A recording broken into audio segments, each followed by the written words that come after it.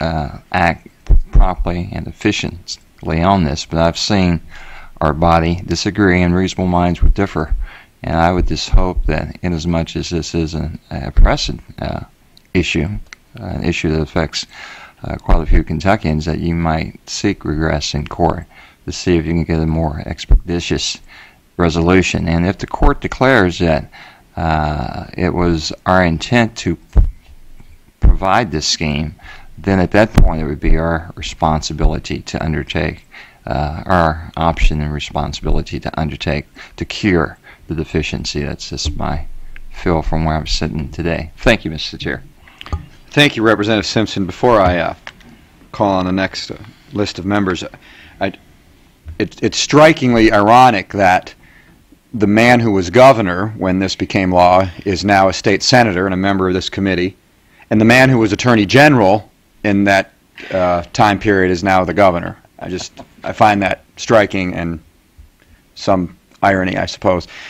Another point that I'd like to make on these rates: when a fiscal court deals with these rates and the taxpayers feel aggrieved, at least, Representative Simpson, you'll know where I'm going, and so will you, Representative Wayne and Senator Schickel. At least they have a redress of grievances against the fiscal court in the next election. But we have these hundreds and hundreds, perhaps over 1,000 unelected appointed boards of special taxing districts all over this Commonwealth who have the same ability to raise these rates, and essentially the taxpayers have no redress of grievances because they cannot unelect them in the next election. And as members of this committee on the Senate side know, I had a bill to address this in a recent session of the General Assembly, and Senator Schickel was the co-sponsor, to try to address more accountability for these special taxing districts. The bill that I had specifically said that any rate increase proposed by a special taxing district must be approved by the fiscal court, which is elected. And we know where that bill went. There was not much support for it, although the local taxation task force that Representative Hoffman and I chaired several years ago, and Representative Simpson was a member of, recommended that we do this. So I just wanted to point out that this is an issue that some of us on this committee have spent some time on, and it helps illuminate that point as well, that wherever we go with this issue or not, it brings up this point about these hundreds of special districts out there with taxing authority who which have the ability to raise rates without any, in my opinion, redress of grievances, so to speak, from the voters. With that, I'll get off my soapbox and go back to chairing the meeting and recognize Representative Koenig. Thank you, Mr. Chairman. First, I would like to echo Governor Carroll's comments. I look forward to hearing which part? From the part Careful of there. hearing from, yeah, that's right. I was not here in 1979, so I was, thank you for your clarification. I believe, in second grade. So, but I would like to hear from the those who create the compensating rates and find out exactly what their rationale and basis is. Just a couple quick things. First, for clarification, local governments do have the option of taking less than the compensating rate, correct? Okay. Next, Cindy, when new properties are no longer new and go into that calculation, what is the practical implication of that? That the rates would go down. So new Okay. properties excluded the first year, and then the second year it would be lumped into the previous year's property. That's what I figured. So, and I'm not making a value judgment one way or the other. Right now, there's basically no new property going on, so that's going to exacerbate the issue.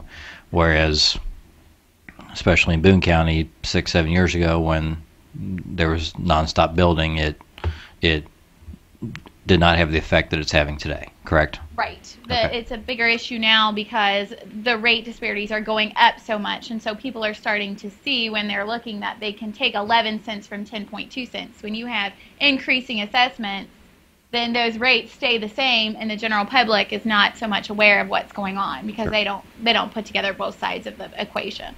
Thank you, Mr. Chairman. Thank you, Representative Koenig. Representative Lee. Thank you, Mr. Chairman. Like Governor Carroll, I would like to hear from the Attorney General and the local government people, and perhaps we can coax one or two of them today to come up. But I had a question first, if I could. Ms. Rich, do you have any idea, since 1979, how much money the good taxpayers of the Commonwealth of Kentucky may have wrongfully paid as a result of the trickery that you have exposed here today? Millions of dollars, Millions of dollars. yes, easily across the Commonwealth, yes. And I understand that you went to great pains to explain this scheme to the current Attorney General. Is that correct? My attorney did, yeah. And I further understand that the current Attorney General validated this scheme. Is that correct? Yes, sir. So he has put his stamp of approval on the unauthorized taking, at least according to the governor, who was sitting at the time this bill passed, that the current Attorney General authorized this scheme, this trickery, to take millions of dollars from unsuspecting Kentucky taxpayers. Is that correct? I would say yes, sir.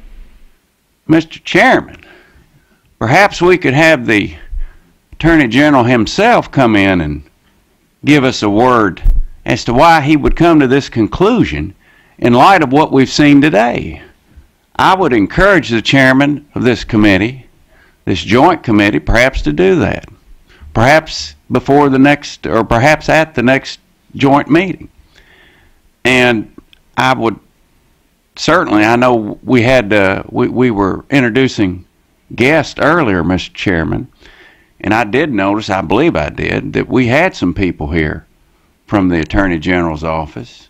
And I believe we did have some people here from the local government office, and Governor Carroll has been able to sneak back over here again, and perhaps we could hear from him now. Thank you, Representative Lee. We will posit those questions when we are complete with the two more questions I have from members of the committee. So I would like to give notice to the folks representing the Attorney General and Department of Local Government when we are complete with questions for Ms. Rich and Mr. Brueggemann. We will ask you to come forward and address the committee. Representative McKee. Thank you, Mr. Chairman. Thank you for bringing the presentation. And I served as a Harrison County magistrate for a number of years, in fact 19 before I came over here. And I'm pretty familiar with some of the actions of fiscal courts. And one thing I would point out is, I use Harrison County as an example on the chart, that it looks like, and I wasn't at their meeting in any way, shape, or form, but what they adopted, their real rate is it went down. So what I will say would be, regardless of